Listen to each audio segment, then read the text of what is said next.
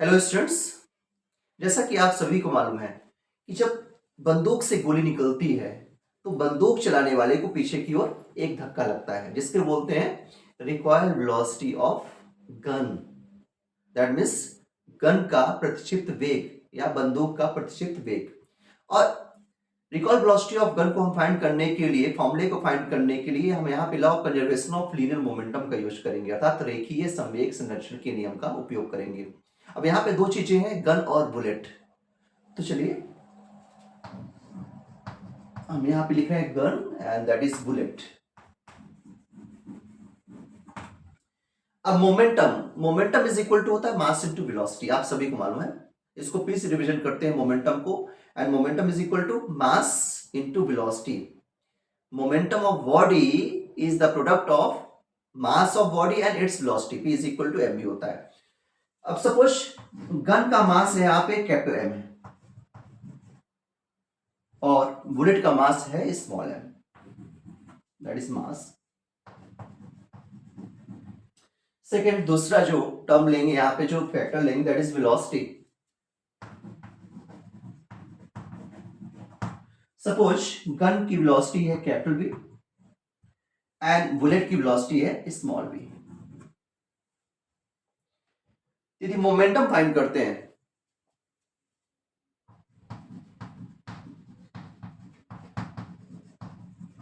Momentum को हिंदी में संवेग बोलते हैं। हमने गन का मास लिया है कैपिटल M और वेलोसिटी ली है कैपिटल V, तो मोमेंटम कितना हो जाएगा?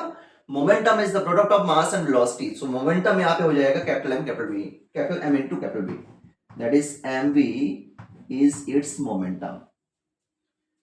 अब यहां चलते हैं बुलेट। बुलेट का हमने मास लिया है स्मॉल m में, वेलोसिटी ली है v, तो इसका मोमेंटम कितना हो जाएगा? It's also mv but small m into small v। अब हमें फाइंड करना है recoil velocity of gun. Gun का वेलोसिटी फाइंड करना है। इसके लिए law of conservation of linear momentum का यूज करेंगे, रेखीय संवेग संरक्षण का हम उपयोग करेंगे। यानी according to this law momentum before firing is equal to momentum after firing. अब यहां पे जो मोमेंटा लेना है दोनों का लेना है। Momenta before firing is equal to momenta after firing. Fire करने से पहले जो गन है और बुलेट दोनों क्या होते हैं? स्टेट ऑफ रेस्ट में होते हैं। उस कंडीशन में वेलोसिटी जीरो होगी। वेलोसिटी क्या होगी? जीरो होगी, तो मोमेंटम भी क्या होगा? जीरो होगा। तो before firing momentum of gun and bullet is equal to zero, but after firing momentum of gun and bullet कितना हो जाएगा? mv plus mv। and according to law of conservation of linear momentum, momenta before firing is equal to momenta after firing। दोनों को equate कर देंगे, वहां से हमें कैपिटल V की वैल्यू मिल जाएगी, that means recoil velocity of gun हमें मिल जाएगा। So look here, momenta before firing, momenta of gun and bullet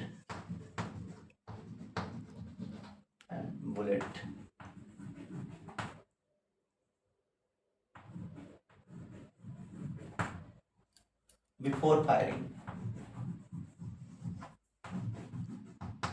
before firing मतलब ये बुलेट क्या है? गन से हम फायर नहीं कर रहे हैं, that means both are at state is at state of rest. So this equal to zero. So moment of gun and bullet before firing is equal to zero हो जाएगा। And momenta of gun and bullet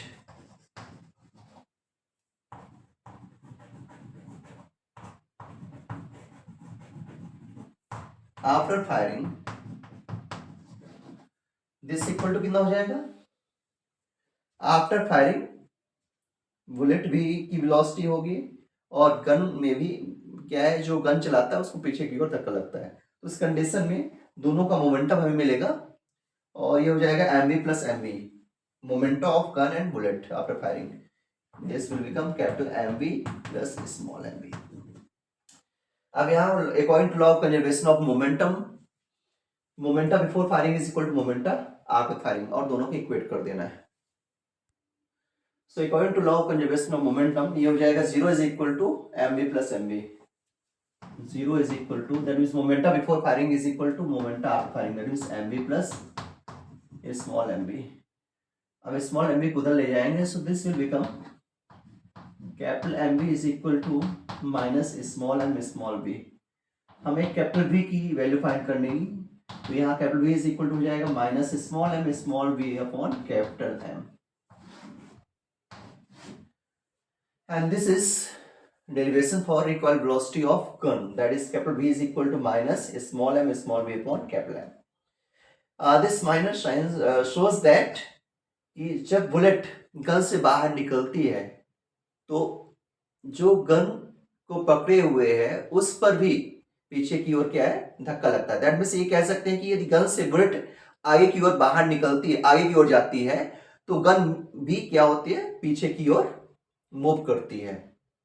that means gun की भी एक particular velocity होती है और जिस velocity के साथ गन पीछे की ओर मूव करता है, और गन के पीछे की ओर मूव करने के कारण जो गन को पकड़े हुए है उसको पीछे की ओर एक धक्का लगता है. तो ये यहाँ पे जो माइनस साइन है ये शो करता है कि कैपिटल V और small v both are at opposite directions, both are at opposite directions. That means एक बुलेट आगे जाएगी तो गन पीछे की ओर. So this is derivation for recoil velocity of gun. V is equal to minus small m small v upon capital M. यहाँ पे small m small v और capital M की वैल्यू मालूम होने पर मैं यहाँ रिकॉइल वेलोसिटी ऑफ गन को फाइंड कर सकते हैं. Small m mass of bullet, small v velocity of bullet and capital M mass of gun. तो इस फॉर्मूले से ढेर सारे न्यूमेरिकल्स जो हैं हम सॉल्व कर सकते हैं जो इसी पर बेस होते हैं. Thank you.